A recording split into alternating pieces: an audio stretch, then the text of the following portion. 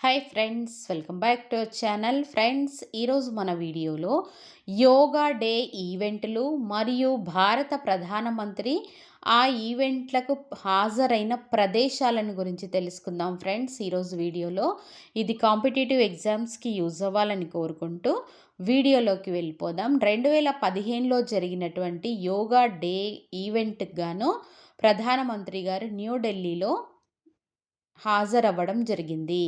అదేవిధంగా 2016లో చండీగఢ్‌లోను, 2017లో లక్నో, 2018లో డెహ్రాడూన్, 2019లో రాంచీలో, 2020 మరియు 2021 సంవత్సరాలలో కరోనా కారణంగా ఆయన ఇంటి నుండే యోగా ఈవెంట్‌లో పాల్గొనడం జరిగింది.